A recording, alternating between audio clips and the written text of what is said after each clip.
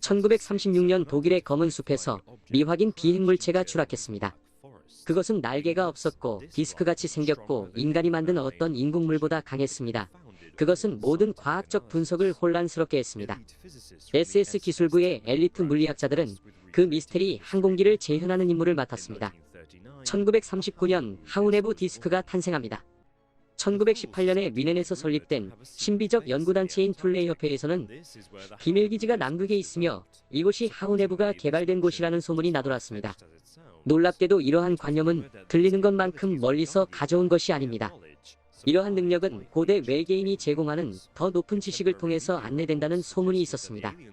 현대의 언론 보도에 따르면 외계인은 나치와 함께 액체 추진 로켓, 반중력 비행 접시, 초음속 성능을 갖춘 스텔스 항공기를 개발하고 있습니다. 하우네부는 세계 최초의 초음속 비행 접시였습니다. 잔반 헬싱은 시속 12,000km로 여행할 수 있는 항공기를 만들기 위해 1918년 뮌헨에서 설립된 신비적 연구단체인 툴레이 협회의 심령 정보를 이용했다고 썼습니다.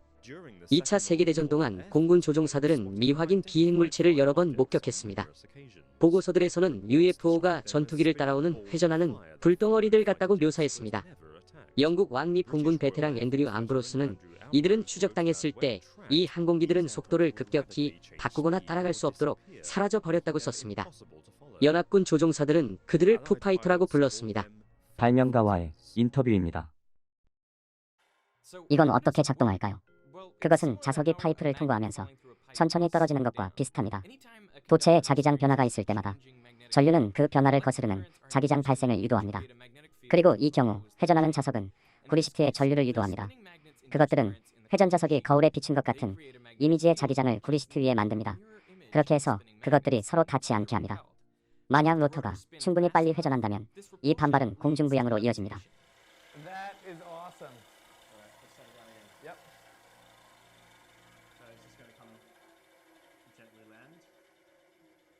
유도된 전류는 그때 그 구리에서 저항에 부딪힙니다.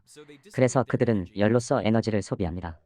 나는 전에 다른 전자기 공중부양 장치로 이것을 경험했습니다. 이것을 제외하고 자기장의 변화는 떠있는 가벼운 알루미늄판에서 전류를 유도하는 기저부의 전자석에 의해 생성되었습니다. 판이 굉장히 뜨거워졌습니다. 위에서 물도 끓일 수 있을 겁니다. 이 뜨거운 판이 어떤지 보세요. 만약 N극이 서로 보고 있다면 일반적으로 그것들이 그냥 떨어집니다. 여기서 다른 문제가 있나요, 없나요? 아니요, 정말 없어요. 그 이유는 거울 이미지에 자기장이 작용하는 구리시트에서 전류에 의해서 유도되는 그 자기장 때문입니다. 그리고 그 효과는 그것을 움직일 만큼 빠릅니다. 그것은 그냥 그 주위를 따라다니는 그런 것 같습니다. 이 장치를 실제로 작동시키는 것은 보기보다 어렵습니다. 우선 연구 자석의 자기장이 매우 강해야 합니다. 네오디뮴 자석은 강합니다. 하지만 거기에는 특별한 구성이 있어서 그것들을 더욱 강하게 만들어서 사용할 수도 있습니다. 그것은 할박 배열이라고 부릅니다. 그것들은 입자가속기에서 사용됐습니다. 그것들은 냉장고 자석에 실제로 사용됐습니다. 그래서 그것들은 냉장고에 붙어있는 이쪽이 더 강합니다. 자기장 라인, 자장선은 N극에서 S극 쪽으로 향해 있습니다. 그리고 그것들은 자석의 양쪽으로 대칭을 형성합니다.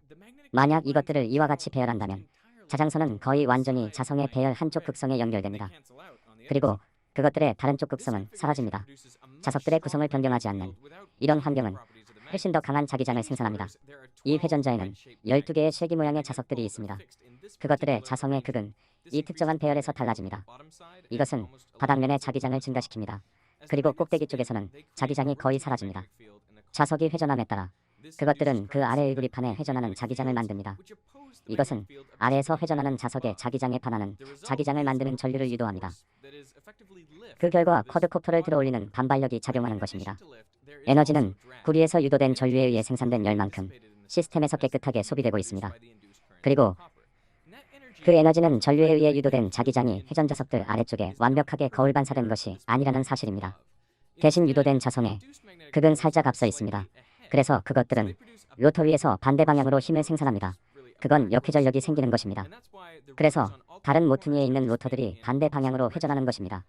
그렇지 않으면 그것들은 그물망회전을 할 것이고 기계 전체가 한 방향으로 회전하게 될 것이기 때문입니다.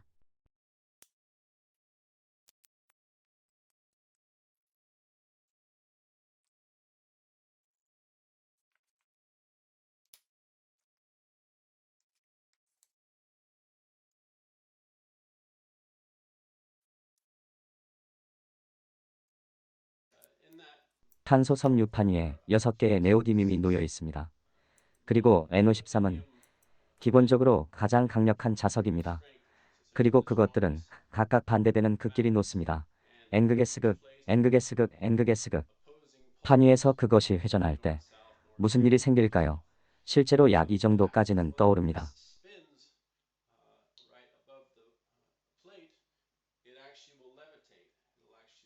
보이드 부시맨 인터뷰입니다.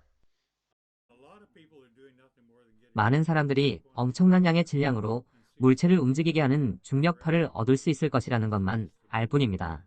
다른 것도 해봐야 합니다. 그래서 나는 중력이 그것에 사촌벌 되는 자력과 관련이 있는지 궁금했습니다. 그래서 나는 2개의 자석을 함께 가져갔을 때 그것을 발견했습니다. 몇 개의 네오디뮴이 이 주위에 있습니다.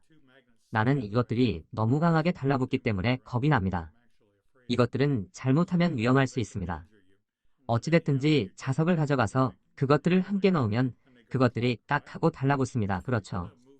그래도 그것을 잘 움직여서 떼어낸 다음 하나만 가져가십시오. 나는 그들 둘 사이를 통과하는 4분의 1인치 구멍을 포함해서 한 개를 $5,000에 주문했었습니다. 그리고 나는 노스웨 볼트를 꼈습니다. 그리고 그것들을 함께 강하게 조였습니다. 그리고 나서 그것들을 돌처럼 보이는 것에 함께 조립했습니다. 그리고 자석이 없는 다른 것을 하나 더 찾았습니다. 알겠죠?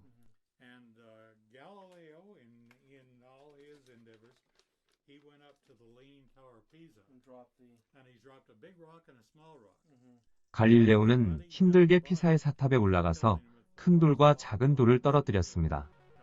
바닥에서는 그의 친구가 그에게 큰 돌과 작은 돌이 동시에 떨어졌다고 계속해서 말했습니다.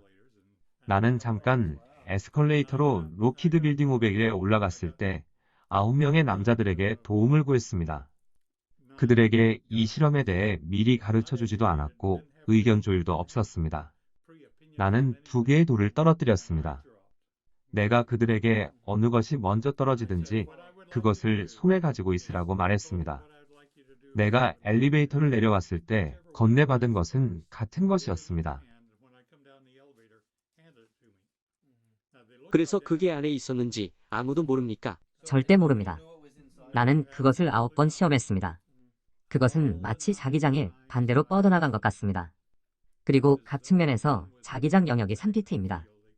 나는 실제로 자기장의 폭이 얼마나 큰지 영역을 측정했습니다. 그리고 그 자기장 영역은 돌 한 줄에 각각의 측면에서 6피트였습니다.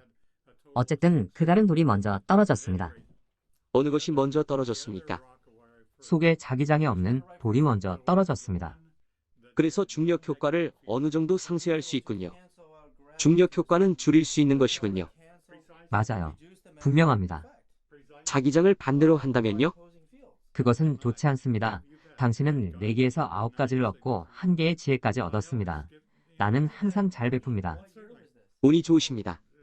그러면 언제 이것을 했습니까? 최소 8년 전입니다. 이것은 보이드 씨 작업의 실제 기록입니다. 그는 떨어지는 자기장을 가진 물체의 자기장을 변화시킴으로써 그것을 증명했습니다. 이로 인해 중력에 상응하는 양을 줄였습니다.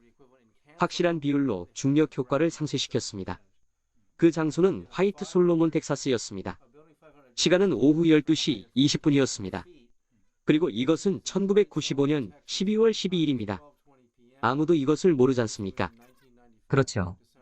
중력은 질량 자체가 당기는 힘이 아니고 그래서 당신은 중력을 변화시킬 수 있다는 것이죠. 단단한 무엇이든 통과하는 중력을 가질 수밖에 없는 물질, 그것 자체는 중력이 아닙니다. 즉 철이나 그 밖의 물체에 당기는 중력이 생기는 것이 아니라는 것입니다. 그러나 그것은 자기력이 있는 구성을 가지고 있어야 합니다. 그것 자체 내에서 중력을 상쇄시킬 수도 있습니다. 그렇지만 내 돌이 그 주위를 돌자마자 갑자기 선물을 인식하게 됩니다. 밤나자르 방송 인터뷰입니다. 중력을 어떻게 정의하시겠습니까? 우리를 위해 기본 원리를 알아들을 수 있게 일반적인 용어로 설명해 주시겠습니까? 중력이란 뭔가 설명하기는 쉽지 않습니다. 왜냐하면 그것이 본질적으로 이해할 수 없는 어떤 것이기 때문입니다. 중력에 관해 알려진 것은 단지 우리가 많이 관찰할 수 없는 어떤 것입니다. 중력에 관한 많은 이론들이 있습니다. 그러나 그것들은 대부분 이론입니다. 또는 중력양자 이론입니다. 중력양자 이론은 원자 입자들이 물질의 두 조각 사이에서 변화하는 중력처럼 잡아끄는 힘처럼 작용한다는 것입니다. 거기에는 또한 중력이 전자기적인 파동이라는 것도 있습니다. 기본적으로 중력은 힘입니다. 그것은 서로 다른 상호간에 잡아끌고자 하는 물질의 본질적인 특성입니다. 현재에 와서 과학은 하나의 중력을 발견해 내려 하고 있습니다. 그것은 자연에 있는 한 가지 힘입니다. 그들은 우리가 그 비행체 하나에서 얻어낸 정보에 관해 분명히 거기에서 연구하고 있습니다. 중력에는 두 가지의 다른 형태가 있는 것으로 보입니다. 하나의 형태는 원자 입자에서 원자 규모로 일어납니다. 이것은 원자 자체를 유지하는 물질들을 붙잡고 있습니다. 다른 하나는 더 큰 규모로 작용합니다. 그 규모는 우리에게 가장 익숙한 것입니다. 그것은 행성을 궤도에서 잡고 있는 것, 우리 자신을 땅에 붙잡고 있는 그런 종류, 왜냐하면 그것은 중력장을 생성하기 때문입니다. 낮 동안에 그것을 보기는 어렵습니다. 그렇지만 그 행체 아래에 있다면 중력이 작용하는 원리 때문에 시간과 공간이 구부러집니다. 그리고 그것은 빛을 구부립니다. 만약 비행체 아래에서 보고 있거나 어떤 알맞은 위치에 있다면 실제로 비행체 위에 무엇이 있는지 볼 수 있습니다. 이것은 정말로 일종의 눈속임입니다. 중력의 영향으로 빛이 구부러집니다. 예를 들어 태양에 가려 볼 수 없는 태양 뒤의 별들을 볼 수 있습니다. 우리가 이것을 볼 수 있는 것은 엄청난 중력장 때문입니다. 그리고 그것은 별 둘레에 빛을 구부리고 있습니다. 시공간과 중력은 모두 본질적으로 서로 관련되어 있습니다. 그것들은 모두 서로서로 작용합니다. 중력은 공간을 구부립니다. 중력은 또한 시간을 왜곡시킵니다. 만약 그 하나의 변화를 준다면 다른 두 개는 각기 달라집니다. 예를 들어서 만약 당신이 행성이든 뭐든 당신이 거대한 것을 가지고 있다면 그것은 많은 중력을 만들고 있습니다. 그것은 많은 중력파를 생산하고 있습니다. 만약 당신이 하려고 하면 그것은 공간을 왜곡하고 공간을 구부리며 그것은 또한 시간을 느리게 합니다. 이것들은 이론에 있습니다.